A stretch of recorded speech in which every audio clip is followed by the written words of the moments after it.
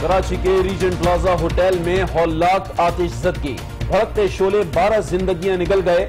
ज्यादातर हलाकतें दम घुटने के बाइस हुई। 100 से ज्यादा अफराद जख्मी, मरने वालों में 5 डॉक्टर्स और 4 खवातीन भी शामिल।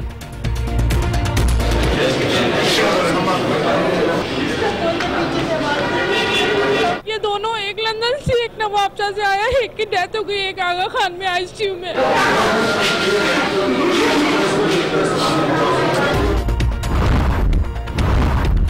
होटल में आग रात 3 बजे लगी, सब सो रहे थे। स्मोक अलार्म बजा, नहीं किसी ने खबरदार किया। कमरों में धुआं भरने से लोग फंस कर रह गए। खवातीन और बच्चे बुरी तरह मुतासिर, कई अफराद शीशे तोड़कर इमारत से कूद गए।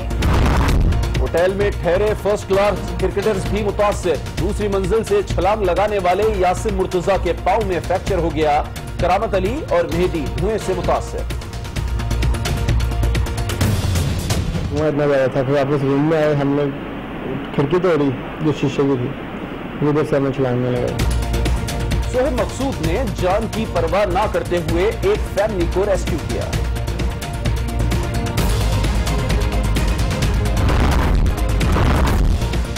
होटल मैनेजर इलियास बाबर ने लोगों को बचाते हुए खुद अपनी जान कुर्बान कर दी। मौत की तला पर अहले खाना पर गम के पहाड़ टूट पड़े। उन्होंने रीजेंट प्लाजा ज्वाइन किया था और वालिदा की वजह से ये जॉब छोड़ के आए थे। मुझे बताते थे कि यार मेरी वालिदा की तबीयत ठीक नहीं रहती है, तो मैं जरा चाहता हूँ कि उनको सपोर्ट करूँ और उनके साथ रहूँ। 12 साला बेटे बिलाल और 9 साला बेटी को अब भी वालिद की घर वापसी का यकीन। होटल में 3 हंगामी रास्ते, अलार्म सिस्टम और आग बुझाने के आलात मौजूद हैं। अमवात बदहवासी और कूदने के बाइस हुई, सिक्योरिटी इंचार्ज का दावा। फायर एक्सटिंग्विशर्स वहाँ पे इस्तेमाल हुए हैं और आपने देखा कि वो जहाँ से मैं अभी आपको बाहर लेकर आई हूँ, वो एग्जिट डोर है, बाहर एग्जिट निकलने की जगह है, तो लिहाजा ये तमाम अरेंजमेंट मौजूद थी। रात 2:30 बजे सड़कों पर रश न होने के बावजूद फायर ब्रिगेड ने देर से रिस्पॉन्स दिया। मोहम्मद साहब का इल्जाम। हर रूम्स को जो है वो ये चेक कर रहे हैं कि बासानी, जैसे कि जो दरवाजे बंद हैं उनको तोड़ के जो है वो देखा जा रहा है कि अंदर कोई मौजूद तो नहीं है। आज न्यूज की जानिब से रेस्क्यू अमले के साथ बरवक्त और जिम्मेदाराना रिपोर्टिंग। तपिश और घुटन के बावजूद नाजरीन को होटल के मुतासिरा वो अंदरूनी हिस्से भी दिखाए जहां कोई नहीं पहुंच सका। सानहे की तफ्तीश 7 रोज में मुकम्मल करेंगे। गफलत पाई गई तो जिम्मेदारों के खिलाफ कार्रवाई की जाएगी। कमिश्नर कराची का ऐलान। होटल्स का मुआयना न करने पर वजीर आला का इजहार बरहमी। तमाम होटल्स और अहम इमारतों में आग बुझाने के इंतजामात यकीनी बनाने की हिदायत। अमृतसर में अशरफ गनी से अच्छी मुलाकात हुई। नरेंद्र मोदी से मुलाकात के बाद उनका लबो लहजा बदल गया। मैं भी हैरान था। मुशीर खारिजा सरताज अजीज का हार्ट ऑफ एशिया कॉन्फ्रेंस के बाद पहला इंटरव्यू सिर्फ आज न्यूज पर। आर्मी चीफ ने 4 दहशतगर्दों की सजाए मौत की तौसीक कर दी। कलदम लश्कर जंगी कराची का अमीर अताउर रहमान उर्फ नईम बुखारी, नायब अमीर साबिर उर्फ मुन्ना और अलकायदा बरे सगीर का नायब अमीर फारूक भट्टी शामिल। दहशतगर्दों इसहाक बॉबी और आसिम कैप्री ने अमजद काबिल एतराफ कर लिया। जुडिशल मजिस्ट्रेट की अदालत में इकबाली बयान कलमबंद। फौजी, रेंजर्स और पुलिस एहलकारों समेत 111 अफराद के कत्ल का भी एतराफ। सानहे सिविल अस्पताल का मास्टरमाइंड जहांगीर बादीनी उर्फ मुल्ला 4 साथियों समेत मारा गया। एक गिरफ्तार। बड़ी तादाद में असलहा और बारूद बरामद। सरफराज बुट्टी कहते हैं बलूचिस्तान में बदअमनी में एनडीएस और रॉ मुलव्विस है।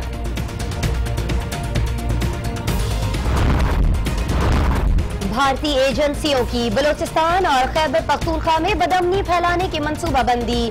दहशतगर्द अफगानिस्तान के रास्ते पाकिस्तान में दाखिल। दहशतगर्द कार्रवाइयां रोकने के लिए ऑपरेशन शुरू। जनूबी वजीरिस्तान में 4 दहशतगर्द हलाक। सदर और वजीर आजम से आर्मी चीफ की मुलाकात। मुकम्मल अमन के लिए नेशनल एक्शन प्लान जारी रखा जाए, सदर ममनून की हिदायत। जनरल कमर बाजवा से चीनी जनरल जाओ जांग की मुलाकात। सीपैक सिक्योरिटी के लिए गैर मुतज़लज़ल अज़्म का इरादा।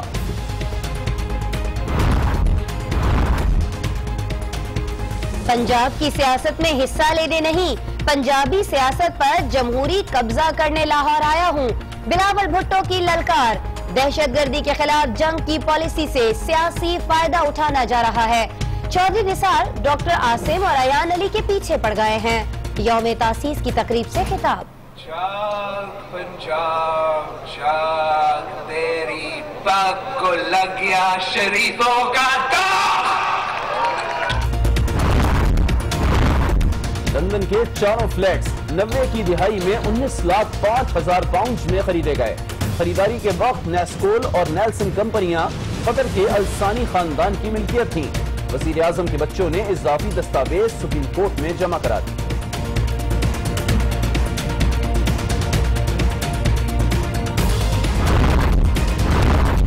नाअहली रेफरेंस में इमरान खान ने इलेक्शन कमीशन में जवाब जमा करा दिया।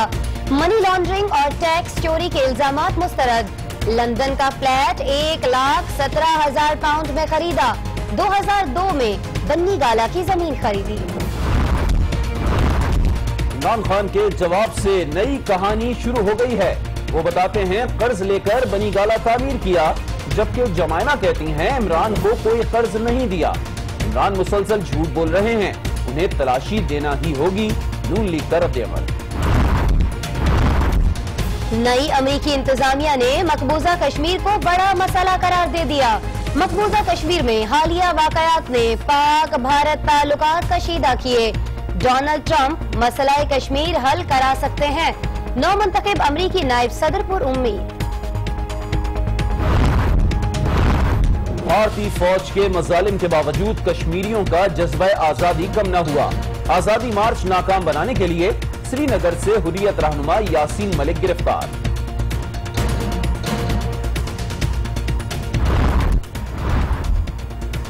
अंधा निजाम बेगुनाह की जिंदगी के 24 साल खा गया।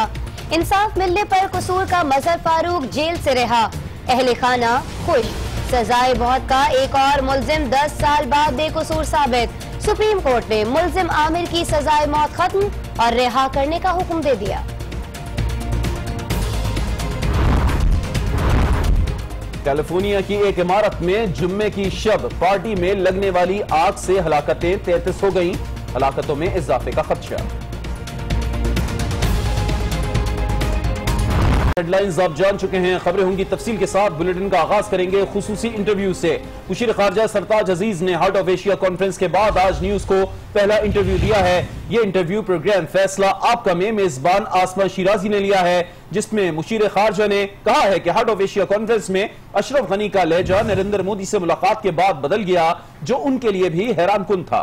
इस गुफ्तगू में उन्होंने आसमा शिराजी से मजीद क्या कुछ शेयर किया है, यही जानने के लिए इस वक्त हमने राबिता किया है। हमारे साथ आसमा शिराजी मौजूद है। आसमा शिराजी, पहला खुसूसी इंटरव्यू दिया है आज मुशीर खारजा ने। हम आपसे इस पर डिटेल्ड गुफ्तगू करेंगे, लेकिन सबसे पहले अपने देखने वालों को सुनवाएंगे कि उन्होंने आपके प्रोग्राम में कहा क्या। वो मेरे लिए भी थोड़ी सी मायूसकुन थी, क्योंकि सुबह मेरी उनसे बड़ी अच्छी मीटिंग हुई। अच्छा, इससे पहले आपकी सुबह सवेरे 8:15 बजे। हाँ जी। अच्छा। और उसके बाद उनकी मीटिंग मोदी साहब से थी, फिर कॉन्फ्रेंस शुरू हुई।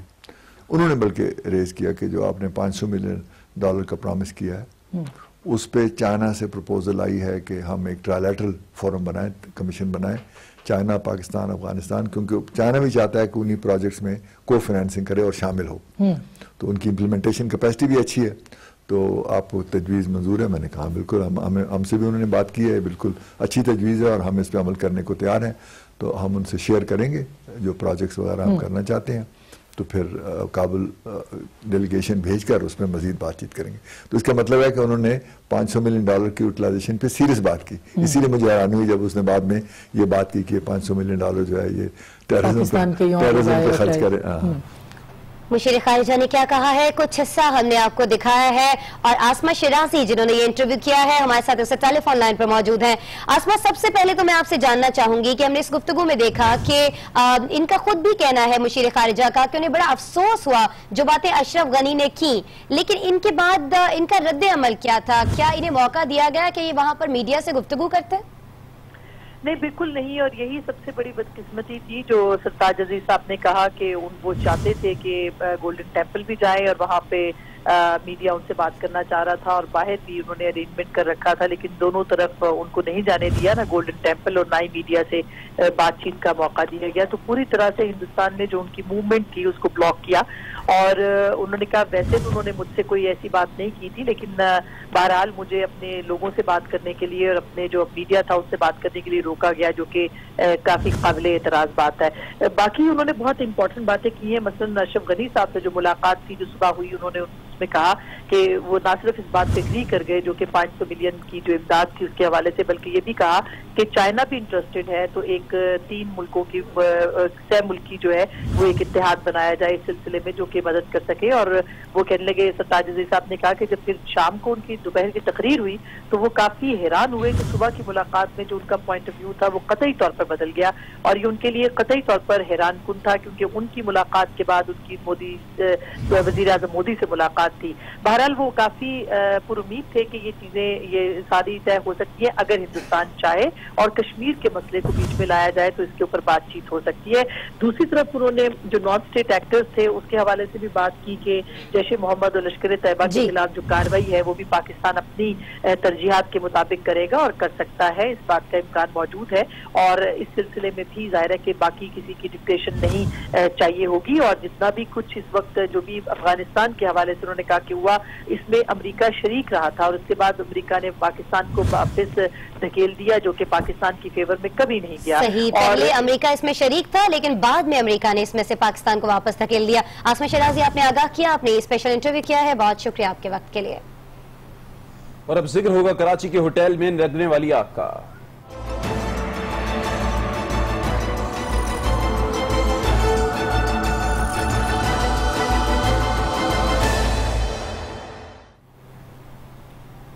कराची के रीजेंट प्लाजा होटल में गुज़िश्ता रात होने वाली आतिशज़दगी के वाक़े में 4 ख़वातीन समेत 12 अफराद जाँ बहक हो गए।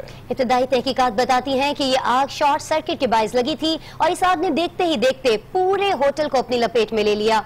ज्यादातर हलाकतें दम घुटने से हुई हैं, इसी पर रिपोर्ट करेंगे वक्कास खान।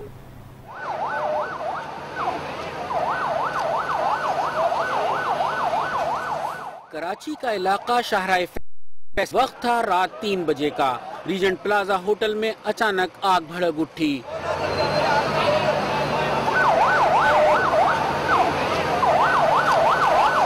आधी रात को सब सो रहे थे कि फिर होटल के कमरों में धुआं भरने लगा।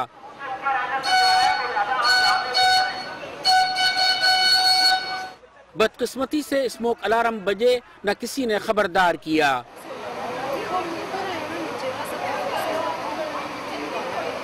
एसी डक्ट से फैलने वाला धुआं खामोश कातिल बन गया। फिर क्या था? वही हुआ जो होना था। जहरीले धुएं ने गहरी नींद में डूबे अफराद को मौत की नींद सुला दिया। आग से झुलसकर सिर्फ एक शख्स की जान गई, बाकी तमाम अफराद दम घुटने से हलाक हुए। धुआं भर जाने के बाइस कुछ दिखाई ना दिया न सुझाई दिया। हर शख्स जान बचाने की तगोदो में मसरूफ हो गया।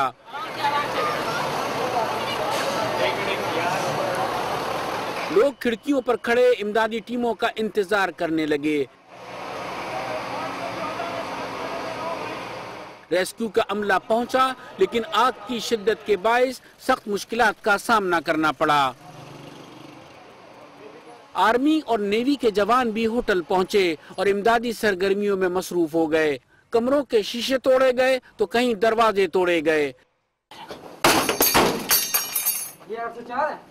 सीढ़ियां लगाई गईं, चादरों को रस्सियों की तरह इस्तेमाल करके लोगों को बाहर निकाला गया। स्नार्कल की मदद से भी लोगों को बाहर निकाला गया। बच्चों, बुजुर्गों, खवातीन समेत दर्जनों अफराद को नींद बेहोशी की हालत में इमारत से बाहर निकाला गया। उनमें गैर मुल्कियों की भी बड़ी तादाद शामिल थी।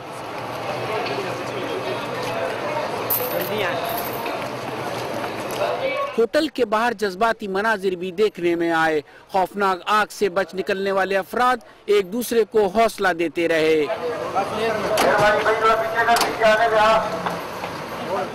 3 घंटे बाद आग पर काबू पा लिया गया। आतिशज़दगी के वक्त होटल में चीनी बाशिंदों समेत गैर मुल्कियों की बड़ी तादाद मौजूद थी। इंतजामिया की जानिब से बताया गया कि आग किचन एरिया में शॉर्ट सर्किट के बाइस लगी। कमिश्नर कराची का कहना था कि सानहे की तहकीकात पुलिस और इंतजामिया मिलकर करेगी। किसी किस्म की गफलत पाई गई तो जिम्मेदारों के खिलाफ कार्रवाई भी की जाएगी। 11 लोगों की यहाँ पर मौत हुई है और ये बड़ा सीरियस जो है ये इंसिडेंट है और इंशाअल्लाह अजीज ये मतलब पुलिस और एडमिनिस्ट्रेशन इसको अपना जॉइंटली इंक्वायर करके और अगर किसी की हुई कोताही तो उसको हम इंशाअल्लाह हम जो है पूरा लीगल एक्शन लें। आतिशज़दगी के 12 अफराद जान से गए, जिनमें 4 खवातीन भी शामिल हैं, जबकि 100 से ज्यादा अफराद जख्मी और धुएं के बाइस घुटन का शिकार हुए, जिन्हें तिब्बी इमदाद फराहम की गई। नाज़रीन, कराची के इस होटल में लगने वाली आग से फर्स्ट क्लास क्रिकेटर्स भी मुतासिर हुए हैं। जख्मी क्रिकेटर्स में UBL के यासीन मुर्तजा और कामरान करामत शामिल हैं। इंटरनेशनल क्रिकेटर सोहेब मकसूद ने होटल में एक फैमिली को रेस्क्यू भी किया। खिलाड़ियों की इंजरी के बायस UBL की टीम हबीब बैंक के खिलाफ कायदे-आज़म ट्रॉफी के मैच से खिलाड़ी चौथी मंजिल से मदद के लिए पुकार रहे थे। यासीन मुर्तजा ने दूसरी मंजिल से छलांग लगाई, जिसकी वजह से उनकी एड़ी में फ्रैक्चर हो गया। जलने की स्मेल आई तो मैंने लाइट ऑन की तो कमरे में धुआं था। क्या किया हम लोग दरवाजे की तरफ भागे, में डोर की तरफ जैसे दरवाजा खोला बाहर आग और धुआं था। कोई बंदा नजर नहीं था आ रहा, धुआं इतना ज़्यादा था। फिर वापस रूम में आए, हमने खिड़की तोड़ी जो शीशे की थी, उधर से हमें छलांग लगाई।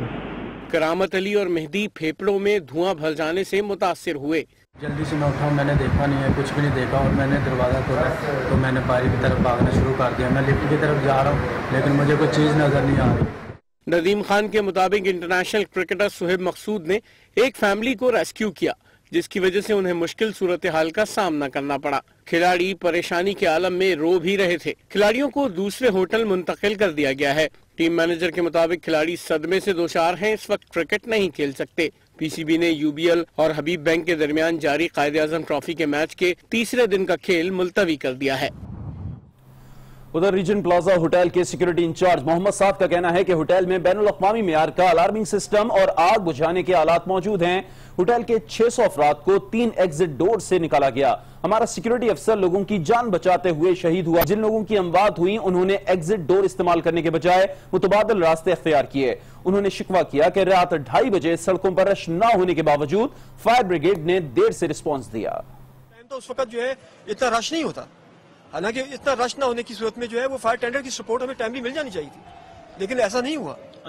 रीजेंट प्लाजा होटल के manager administration and security Mohammad Saad ने मीडिया से गुफ्तगू करते हुए बताया कि होटल में बैनुल-अक़वामी मेयार का अलार्मिंग और फायर फाइटिंग सिस्टम मौजूद है। आग लगने पर फायर अलार्म ने बरवक्त कॉल दी, लेकिन 10 से 15 मिनट ताखीर से इसका रिस्पांस दिया। अगर फायर अरेंजमेंट मौजूद ना होता, जैसा कि आपने अभी इसको वीडियो में देखा भी होगा, आपने खुद इसको देखा है, मैंने आपको दिखाया है कि फायर एक्सटिंग्विशर्स वहाँ पर इस्तेमाल हुए हैं और आपने देखा कि वो जहाँ से मैं अभी आपको बाहर लेकर आई हूँ वही एग्जिट डोर है, बाहर एग्जिट निकलने की जगह है, तो लिहाजा ये तमाम अरेंजमेंट मौजूद थी। एक सवाल के जवाब में उन्होंने बताया कि होटल में 3 एग्जिट डोर हैं। जिस वक्त आग लगी 600 से ज्यादा लोग मौजूद थे, जिनमें से ज्यादातर लोगों को उसी के जरिए निकाला गया। यहाँ पर जो है वो 3 एग्जिट्स हैं जो बिल्डिंग के अंदर मौजूद है, प्रेमिसेस के अंदर जो मौजूद है, और उनसे लोग निकले हैं। जो लोगों का इतना सर्वाइवल हुआ है वो इसी वजह से हुआ है। उन्होंने सानहे पर होने वाली अमवात पर इजहार अफसोस करते हुए कहा कि ज्यादातर हलाकतें उन लोगों की हुई जिन्होंने एग्जिट डोर इस्तेमाल नहीं किया। मैक्सिमम लोग तो जाहिर है कि वो एग्जिट से आए हैं, लेकिन कुछ लोगों ने जो है वो एग्जिट डोर के इस्तेमाल करने के बजाय उन्होंने जो है वो खुद जाती तौर पे जो है वो चादरें जो है जोड़कर नीचे उतरने की कोशिश की और उसकी वजह से उनमें वो कुछ जख्मी भी हुए। मोहम्मद साद का कहना था कि फायर ब्रिगेड उसके बावजूद के रात 2:30 बजे रोडों पर रश न था, पहुंचने में ताखीर की। और नाज़रीन, रीजन प्लाजा में इस वक्त क्या सूरत हाल है, ये जानने के लिए हमने राबिता किया है वहीं मौजूद हमारे नुमाइंदे वसीम हैदर से। वसीम हैदर, आप इस वक्त भी रीजन प्लाजा की लॉबी में मौजूद हैं। सबसे पहले तो मैं आपसे ये जानना चाहूंगी कि कितनी नाशें आज निकाली गई हैं, कितने लोग हैं जिनको रेस्क्यू किया गया? जी असमा, देखिए बिल्कुल जो नाखुशगवार वाक़या पेश आया है गुज़िश्ता सब, उसके बाद से जो है तकरीबन जो है वो 11 लाशें जो है वो रेस्क्यू कर ली गई थी रेस्क्यू इदारों की जानिब से। लगे अब से कुछ देर पहले तकरीबन 9 घंटे के बाद एक और लाश कमरा नंबर 218 सेकंड फ्लोर से मिली है। जो मदीन के रहने वाले थे, वो डॉक्टर थे, उनका नाम जो है जो है वो बाबर आलम था। वो उनकी लाश जो है अब से कुछ देर पहले जो है वो रेस्क्यू की गई है। इसके अलावा असमा मैं आपको ये भी बता दूँ कि इस होटल को जो है मुकम्मल तौर पे जो है वो सील कर दिया गया है। होटल के दीगर फ्लोर पे जितने भी गेस्ट थे, जो मेहमान थे, रीजेंट प्लाजा की इंतजामिया ने जो है वो उनको शहर के मुख्तलिफ हॉस्टलों में जो है वो ठहरा दिया है। यहाँ पर अभी तक कोई तहकीकाती टीम जो है वो यहाँ पर नहीं पहुँची है, जो अंदर जाके मुआयना करती है और उसके बाद जो है वो मीडिया को उससे आगाही देती है। यहाँ पर जो है मुकम्मल तौर पर इस होटल को जो है सील किया हुआ है। यहाँ पर सिर्फ सिक्योरिटी और मीडिया के अलावा यहाँ पर कोई भी मौजूद नहीं है। तकरीबन सुबह से ही यहाँ पर मीडिया जो है यहाँ पर मौजूद है। इसके अलावा जो है इसको चारों तरफ से मुकम्मल तौर पे पुलिस जो है वो यहाँ पर इसके चारों तरफ पुलिस के जो है वो पहरे लगा दिए हैं ताकि कोई गैर मुतल्लका शख्स जो है वो होटल में घुसने की कोशिश ना करे। जी सही वसीम, आपने बताया कि गुजर चुके हैं और 15 घंटे गुजरने के बावजूद अभी भी एक नाश मिली है। आपने आगाह किया वसीम, आपका बहुत शुक्रिया। अब आपको बताएं कि रीजेंट प्लाजा होटल में लगने वाली आग ने जहां कई जिंदगियों का चिराग बुझा दिया, वहीं होटल के front office manager Ilyas Babar भी लोगों की जान बचाने की कोशिश में खुद अपनी ही जिंदगी की बाजी हार गए। इलियास ने लवाहिकीन में ज़ईफ वालदा, बेवा और 2 बच्चों को सोगवार छोड़ा है। मजीद बताएंगे सैयद ज़ीशान। है जिंदगी का मकसद औरों के काम आना। होटल के फ्रंट ऑफिस मैनेजर इलियास इसका अमली नमूना नजर आए। ज़ईफ और बीमार मां की खिदमत के लिए बैरून मुल्क की मुलाजमत छोड़कर वतन लौटा, जहां होटल में लगने वाली आग ने उसे ऐसी जगह पहुंचा दिया जहां से कोई लौट कर नहीं आता। ये असल में बाहर ओवरसीज जॉब करते थे और तकरीबन कोई 20 दिन पहले उन्होंने रीजेंट प्लाजा ज्वाइन किया था और वालदा की वजह से ये जॉब छोड़ के आए थे। मुझे बताते थे कि यार मेरी वालदा की तबीयत ठीक नहीं रहती है, तो मैं ज़रा चाहता हूँ कि उनको सपोर्ट करूँ और उनके साथ रहूँ। इलियास बाबर ने पसमानदगान में बूढ़ी वालदा, बेवा, 12 साला बेटे और 9 साला बेटी को सोगवार छोड़ा है। अपने फ्लैट की खिड़की से झांकते और ताज़ियत के लिए आने वालों से मिलते नौउम्र बिलाल के लिए ये यकीन करना मुश्किल है कि चाहने वाला बाप अब कभी वापस नहीं आएगा। अब उसे ही बाप की जगह संभालनी होगी। ये लोगों की मदद के लिए दौड़े हैं, तो almost there is such a big suffocation is over there. ये फ्रंट ऑफिस पे थे, बहुत आराम से, तो ओपन डोर है सामने, अगर आप एंट्री पे जाएं रीजेंट में तो वहाँ से निकलना कोई मसला नहीं है। फ्रंट ऑफिस से होटल के दाखिली दरवाजे का फासला बमुश्किल 20 गज है। इलियास बाबर चाहते तो बड़ी आसानी से खुद को बचाकर होटल से बाहर निकल सकते थे, तहम आग में घिरे अफराद को बचाते हुए वो अपनी ही जान कुर्बान कर गए। सैयद ज़ीशान अहमद, आज न्यूज, कराची। इलियास बाबर जिन्होंने लोगों की जान बचाई और खुद अपनी ही जिंदगी हार गए। बहरहाल अब बात करेंगे दहशतगर्दों के अंजाम की। आपको खबर देंगे कि आर्मी चीफ जनरल कमर बाजवा ने 4 दहशतगर्दों की सजाए मौत की तौसीक। इन मुल्जिमान का ताल्लुक कलादम तंजीम से है। Army chief general Qamar Javed Bajwa ने कलादम तंजीम से ताल्लुक रखने वाले 4 खतरनाक तरीन दहशतगर्दों की सजाए मौत की तौसीक कर दी। ISPR के मुताबिक चारों दहशतगर्द मासूम शहरियों, सिक्योरिटी फोर्सेस और एयरपोर्ट सिक्योरिटी फोर्स एहलकारों के कत्ल में मुलव्विस थे और ISI दफ्तर सखर पर दहशतगर्दी की मंसूबाबंदी और हमलों में मुलव्विस थे। दहशतगर्दों ने SSP चौधरी मोहम्मद असलम समेत 58 अफराद को शहीद और SSP फारूक ऐवान समेत 226 अफराद को जख्मी किया। चारों दहशतगर्दों अताउर रहमान, मोहम्मद साबिर, मोहम्मद फारूक और गुलजरीन को फौजी अदालत ने सजाए मौत सुनाई और आर्मी चीफ की तौसीक के बाद इंसान के रूप में इन सफाक दरिंदों को जल्द तख्ताएदार पर लटकाया जाएगा। फौरी खबर आपको देते हैं कि army chief general Qamar Javed Bajwa ने जिन 4 खतरनाक दहशतगर्दों की सजाए मौत की तौसीक कर दी है, इन दहशतगर्दों को दीगर 91 साथियों और सहूलतकारों समेत कराची और हैदराबाद से गिरफ्तार किया गया था। इस हवाले से मजीद जानेंगे आज न्यूज के नुमाइंदे काशिफ फारूकी हमारे साथ मौजूद है। काशिफ, बताइएगा कि इन मुल्जिमान को कब गिरफ्तार किया गया था और इनके जराइम के हवाले से मजीद क्या बताया गया है? जी, आप ISPR के director general lieutenant general Asim Salim Bajwa ने रवा बरस 12 फरवरी को कराची कोर ऑफिस में एक न्यूज कॉन्फ्रेंस की थी, जिसमें उन्होंने इंकिशाफ किया था कि एक बहुत बड़ा दहशतगर्दों का नेटवर्क जो है वो हसासदारों ने तोड़ा है और 3 हाई वैल्यू टारगेट समेत 94 दहशतगर्द और उनके सहूलतकारों को जो गिरफ्तार किया गया, जिसमें 26 मुलजिमान के जिंदा या मुर्दा गिरफ्तारी पर इनाम मुकर्रर है। तो इनमें जो 3 हाई वैल्यू टारगेट थे वो कलदम लश्कर जंगवी कराची का अमीर अताउर रहमान उर्फ नईम बुखारी था, जबकि उसका नायब साबिर खान उर्फ मुन्ना और अलकायदा बर्र-ए-सगीर का नायब अमीर फारूक भट्टी उर्फ मसन्ना, ये 3 वो हाई वैल्यू टारगेट थे। उसके अलावा टोटल जो 94 मुलजिमान गिरफ्तार किए गए थे, उनके ऊपर जो इल्जामात थे वो कुछ इस तरह थे कि उन्होंने 2009 से लेकर 2015 तक जो है वो मनावा पुलिस ट्रेनिंग सेंटर में हमला किया। उसके अलावा मुल्तान में हमला हुआ, मेहरान बेस और कराची एयरपोर्ट के जो हमले थे। ठीक है, बहुत शुक्रिया काशिफ फारूकी आपका हमें इस सिलसिले में अपडेट करने के लिए। और अब बात करेंगे दहशतगर्दों इसहाक बॉबी और आसिम कैपरी की, जिन्होंने अदालत के रूबरू अमजद साबरी के कत्ल का एतराफ कर लिया है। इन दहशतगर्दों ने जुडिशियल मजिस्ट्रेट के सामने इकबाली बयान में फौजी जवानों, रेंजर्स और 32 पुलिस एहलकारों के कत्ल का एतराफ किया। पुलिस की जानिब से मुल्जिमान इसहाक बॉबी और आसिम कैपरी को जुडिशियल मजिस्ट्रेट गरबी 10 की अदालत में पेश किया गया। जरूरी कार्रवाई के बाद अदालत ने मुल्जिमान के एतराफी बयानात कलम बंद करना शुरू किए। मुल्जिमान ने अपने इकबाली बयानात में अमजद साबरी समेत 111 अफराद के कत्ल का एतराफ किया। उनके कत्ल के 67 मुकदमात शहर के मुख्तलिफ थानों में दर्ज हैं, जिनमें मारूफ कव्वाल अमजद फरीद साबरी के अलावा 4 फौजी जवानों, 4 रेंजर्स एहलकारों और 32 पुलिस एहलकारों के कत्ल भी शामिल हैं।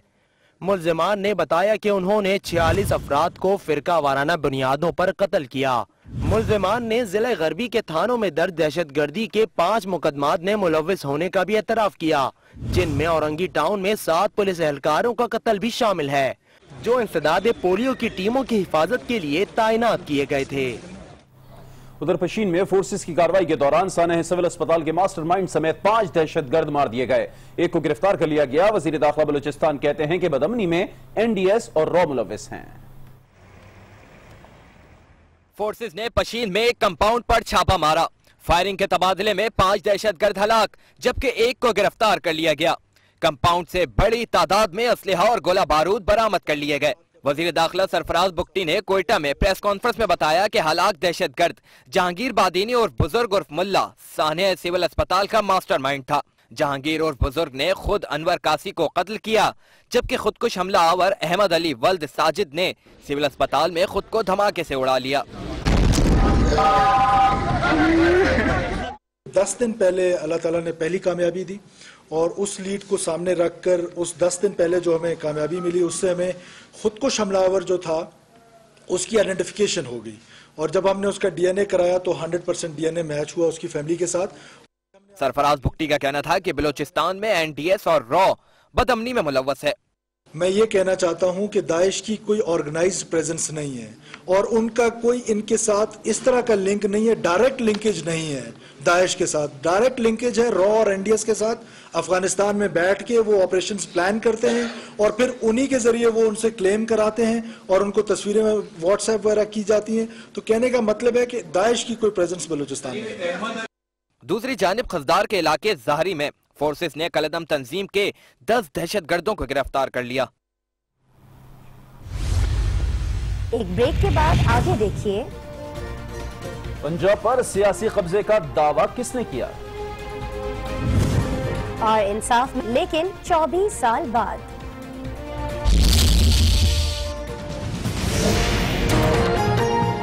Welcome back. न्यूज़ शो में अभी बात करेंगे chairman Peoples Party Bilawal Bhutto की, जिनका कहना है कि हकीमुल्लाह महसूद की हलाकत पर आंसू बहाने वाले डॉक्टर आसिम और अयान अली के पीछे पड़ गए हैं। उनका मजीद कहना था कि नवाज मोदी दोस्ती ने पाकिस्तान को बहुत नुकसान पहुंचाया है। मसूद मरा था, वो आंसू बहा रहे थे। उसका काम था इस मुल्क को बचाने के लिए, आपके खानदान को बचाने के लिए, आपके बच्चों को बचाने के लिए, हमारे औरतें, हमारे माओ को बचाने के लिए। वो क्या कर रहा था? डॉक्टर आसिम को पकड़ा।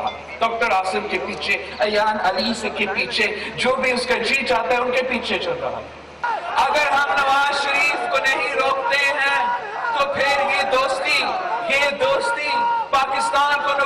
पहुंचाएगा, इस पूरे रीजन को नुकसान पहुंचाएगा और पूरे दुनिया को नुकसान पहुंचाएगा। नवाज शरीफ जा रहा है, जा रहा है, जा रहा है। आगे बढ़ते हैं। आपको बताएं कि सुप्रीम कोर्ट में पैनामा लीक्स मुकदमे की समाअत कल फिर हो रही है। वजीर आजम के बच्चों ने ऑफशोर कंपनीज के जरिए लंदन के 4 फ्लैट्स की खरीदारी से मुताल्लिक इजाफी दस्तावेजात पेश कर दिए हैं, जिसके मुताबिक ये फ्लैट्स 90 की दिहाई में कतरी खानदान ने खरीदे थे। चीफ जस्टिस अनवर ज़हीर जमाली की सरबराही में सुप्रीम कोर्ट का 5 रुकनी लार्जर बेंच पानामा मुकदमे की समाअत करेगा। तहरीक इंसाफ के वकील नईम बुखारी ने गुज़श्ता समाअत पर वज़ीर आज़म और उनके बच्चों के दरमियान बैरून मुल्क असासों से मुतल्लिक बयानात में तजाद बयानी पर दलाइल शुरू किए थे। नईम बुखारी के दलाइल मुकम्मल होने पर वज़ीर आज़म के बच्चों के वकील अकरम शेख दलाइल देंगे। अकरम शेख ने पार्क लेन लंदन के 4 फ्लैट्स की खरीदारी से मुतल्लिक इजाफी दस्तावेजात भी सुप्रीम कोर्ट ऑफिस को जमा करा दी हैं। इन दस्तावेजात के मुताबिक चारों अपार्टमेंट्स 90 की दहाई में 19,05,000 पाउंड में खरीदे गए। फ्लैट नंबर 17 मई 1993 को 5,85,000 पाउंड में खरीदा। फ्लैट नंबर 17A जुलाई 1996 को 2,45,000 पाउंड में, फ्लैट 16 और 16A को जुलाई 1995 में 10,75,000 पाउंड में खरीदा गया। चारों फ्लैट्स की खरीदारी के वक्त नेस्कोल और नीलसन कंपनियां कतर के अल्सानी खानदान की मलकियत थीं। अभी आपको खबर दें कि कसूर के मजहर फारूक को 24 साल बाद इंसाफ मिल गया। सुप्रीम कोर्ट के हुक्म पर उन्हें रिहा कर दिया गया। डिस्ट्रिक्ट जेल के बाहर अहले खाना ने उनका इस्तकबाल किया और उन पर फूल निछावर किए। 24 साल लगे लेकिन इंसाफ मिल गया। कसूर का मजहर फारूक बेकसूर निकला। कत्ल के इल्जाम से जान छूट गई। सुप्रीम कोर्ट के हुक्म पर रिहा कर दिया गया।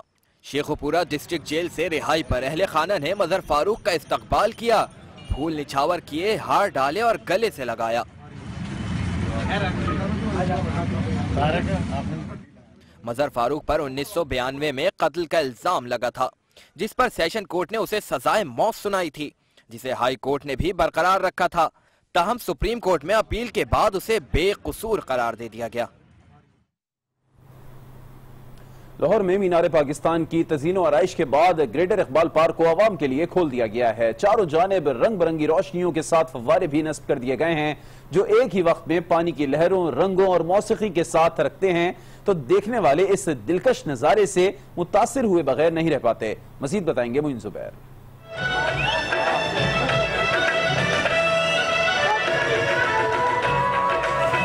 लाहौर के हुकूमत पंजाब की तरफ से एक और तोहफा ग्रेटर इकबाल पार्क की शक्ल में पेश कर दिया गया है। 127 एकड़ रकबे पर मुहित पार्क को चारों अतराफ से खूबसूरत और दिलकश रंग बिरंगी रोशनियों से सजाया गया है। पानी से उठती ये खूबसूरत लहरें देखने वालों की तवज्जो अपनी जानिब मबजूल कर लेती हैं। ऐसी एक्टिविटीज होनी चाहिए, बल्कि सिर्फ एक ही जगह में नहीं, पूरे लाहौर में बल्कि पूरे पाकिस्तान में। रंग बिरंगे फ्लावर लगे हैं, हम यहाँ पे एंजॉय करने के लिए आए थे, हमें बड़ा मजा आ रहा है। इकबाल पार्क में तफरीह के लिए आने वालों का कहना है कि शहर में ऐसा खूबसूरत मंजर पहले कभी देखने को नहीं मिला। ग्रेटर इकबाल पार्क हुकूमत का अच्छा मंसूबा है। ग्रेटर इकबाल पार्क में मुगलिया दौर की तामीरात और सकाफती रवायात को भी उजागर किया गया है, जो यहाँ आने वालों के लिए मुसर्रत भरे लम्हात का बायस बन रही हैं। मोइन जुबैर, आज न्यूज़, लाहौर। आपसे शेयर करेंगे खेल के मैदान से अहम खबरें, लेकिन इस ब्रेक के बाद। आज के साथ रहिए।